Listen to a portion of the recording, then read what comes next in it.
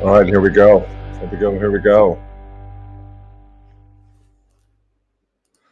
All right, welcome to my very first podcast ever. I suppose I should introduce myself. My name is Matt McCarthy. My goofy claim to fame is I teach the largest face-to-face classes at the largest public university in the country. Um, Over the past 21-ish years, I had to count it up one time. I've probably spoken in front of 80,000 students. And so I'm kind of proud about that. And I decided to do this podcast. And so let me tell you what I'm going to talk about in this podcast. I've been very lucky to be in an enormously helpful Facebook group, a couple of them. And I asked for suggestions like, what do you want to know? Now, I think I know a lot of things about college success, and that's who this is for. It's for parents. And it's, let me tell you this. I get in trouble all the time with parents talking about college all the time. I might be at a party somewhere and there's kids about, and let's say there's a college, or excuse me, a high school freshman or someone like that. And I'll go, so where are you going to go to college? And I'll have a parent just leave them alone or leave her alone. It's too early to start thinking it. No, it's not. That's my opinion. It's not. Are you going to go 4 whole years? So I get that. I come on a little strong. I'm a little harsh. That's fine. Now, here's the things. When I asked a bunch of parents, like, what do you want to know? I had a whole bunch myself, but here's a whole bunch of things. The first one is, should you even go to college? Another subject I'm going to cover. Why is maturity so important at college? When should you declare a college major? And today I'm going to talk about, does community college suck or not? I'm going to talk about tough issues. I don't want to get canceled, but I am going to talk about why I can't say what I want to say as a college professor many times. I'm going to talk about, does the media misrepresent college students? Spoiler alert, they do. How I would build a perfect university, stuff like that. And tough stuff. Yeah, I'm going to give you what I think about diversity, equity, and inclusion, stuff like that. So, and I'll even tell you about the time I got pretty close to being canceled. And let me, I'll give you a hint. I wrote this book. Let me see if it's on the camera. There it is. I can tell you the unbelievable support I got from parents writing this book. This book became a bestseller on Amazon. I think the link is below somewhere. And it has nothing to do with the title. Nothing. But I'll get to that. So let's talk about this. A couple things from a university standpoint, a parent standpoint, and community college. So probably the biggest mistake I ever made coming out of high school was not to go to a community college. I should have beelined. I was offered an athletic scholarship and I still ignored it because no. My friends are going to go to Big State U and I'm going to miss the college experience. Now, I've seen the college experience. Is it amazing? Yeah, it is. The first day at school when you work at a giant public university it's amazing. You can't believe how many people are there. It looks like the Waste Management golf tournament. If you've heard of that, there's so many people there. It is very cool. However, let's talk about sitting down with someone like me. And I've said this so many times. I was on a podcast one time and someone asked me if older you could go back in time and talk to younger you, what advice would you give? And my answer was, I wouldn't, because younger me was such an idiot. I wouldn't have listened to older me anyway. I was hell bent on going to Big State U because my friends were going to go there. So I suppose I can sit down with people and give them a very typical list of, the benefits of going to community college. It's cost effective. It's very cost effective. It's flexible. It's amazing. You might see people that you don't see at a regular university. You'll see old people just like me. And those are all great things. Smaller class sizes, diverse student population, and I can talk to a college or a high school senior till I'm blue in the face.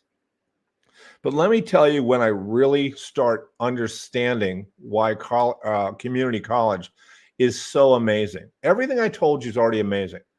I have a lot of colleagues at community college, and they're amazing people. They're amazing professors. However, does the school want me to tell you about this? Absolutely. Here's why. So I think I was a professor maybe for a year and a half, and I got put on this committee. I didn't understand the committee. I didn't understand what it was about. I wasn't head of the committee at all. It was called ATF, Articulation Task Force. No, not alcohol, tobacco, and firearms. Not at all. And I went down a couple 100 miles south to a different university. And I'm like, what are we doing here? We're going to meet with all of Arizona's community college professors. Why? You teach a 100 level class. So in community college, they teach 100 and 200 level classes. That's what they do. And I'm like, well, what do we have to do with those guys? What are we doing? So we walk in, and I have the syllabus for my class. I'm like, what exactly are we trying to achieve here? What we're trying to achieve here is, what do I teach in my 100 level computer information systems class, my core class, and what do they teach? Okay, and I'm such a knucklehead. I'm like, I'm sure they're very smart people. I'm sure they do that. No. And this professor is just raking me. No. Here's what we're doing. We're trying to figure out if they're teaching an equivalent class to what you're teaching, dumbass. Why are we doing that? Because we're going to make a deal now. So let me step back. When I went to community college, I eventually went, but that was about 1 million years ago in the last century. There was no such thing as going to a 100 level class and showing up at the big state U 2 years later and for them to give you the equivalent class. And you'd sit there and you can argue and go, look, I already took a class just like that one. And they might give you a bad time and go, do you have the syllabus? And maybe you can get a hold of the syllabus. It didn't matter. They weren't going to count that. So back in the day when you went to community college, you're sitting there going, I guess it really is a 2-year school. I'm going to get my associate's degree and I'm done. And all of the 60 hours that you took, they're not going to count towards a 4-year degree. Well, that's all changed. So now I'm actually at the University of Arizona with a whole bunch of other people who are crazy smart that teach community college. And I'm sitting there going, you're kind of teaching what I'm teaching. That's kind of cool. And although their class name probably wasn't the same, that's what we were checking for. We were saying, look, let's make a deal now so the student and the parent, when they take this class in community college, don't run into what I ran into when I was a kid. It's already preordained. So let me give you an example of this. You can go to a local community college here, and let's say that you're one of the lucky people that already know what you want to major in. So let's say it's business. And so one of the local community colleges here will have a program called ABUS, A-B-U-S. So the A means associate degree. So yeah, you're going to pick up an associate degree. BUS means business. So you show up and they're going to give you a major map. And that major map is saying, okay, here's the classes that you have to take to get that. Now, here's the deal. When you go to college, basically, and I don't know how it works in every college, but basically what you're going to do is you're going to take 30 hours a year. And that's how that works. It's basically 10 classes a year. Then your sophomore year at a community college, you're going to take 10 more. You're going to end up with 60. Those 60 classes, 100 and 200 level classes, it wasn't just me negotiating. It is every professor at the university that I teach at. It doesn't matter if it's dance. It doesn't matter what it is. Doesn't matter. They have a program for that. All of those things have already been done. So what you do after community college is you sit there and go, okay, I got my A bus. Here I am. I benefited from all the great things about community college. Now I'm going to show up with junior status at Big State U. And not only do you show up with junior status, automatic admittance, boom, you're in. So now you're a junior, and essentially you have to take 20 more classes or 2 more years, and there's your college degree. And it says what everyone else's college degree says. It says whatever university that is. So my biggest thing that I tell people about community colleges, look, I get the low price, but let's talk about the experience too. Okay, you're going to miss the experience. You're going to miss all of that stuff. But maybe look at it this way. Maybe sit there and go, okay, tell you what, you're sitting down with your kid. This community college cost 75% less. Okay, but let's say we're going to pay the exact same amount for Big State U.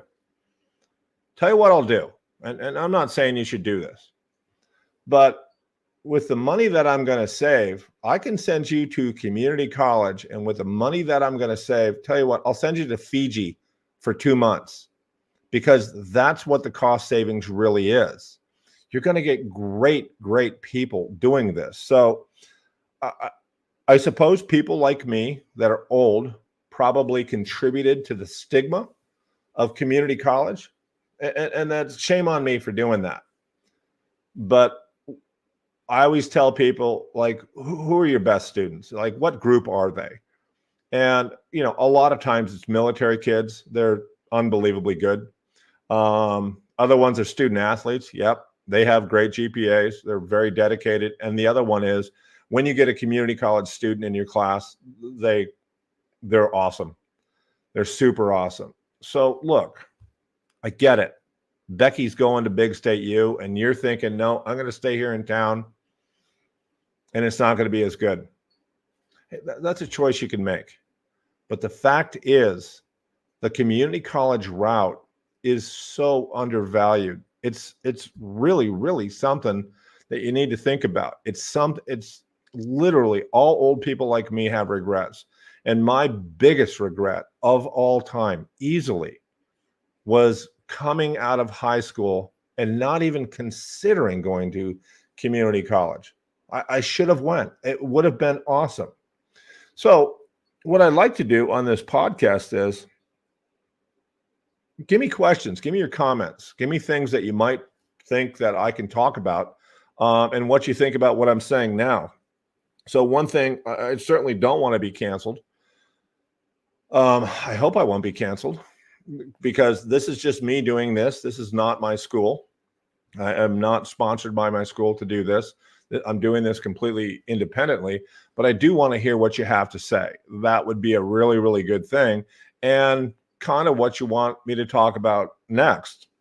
Like I said, I'm trying to be as honest as I possibly can. And I will talk about stuff like diversity, equity, and inclusion. I will talk about stuff like things that people just don't want to hear in college, and things that are so easy to do, but people don't want to do them. Students don't want to do them. So that's what I have for you. That's my first podcast. I'm still figuring out this tech.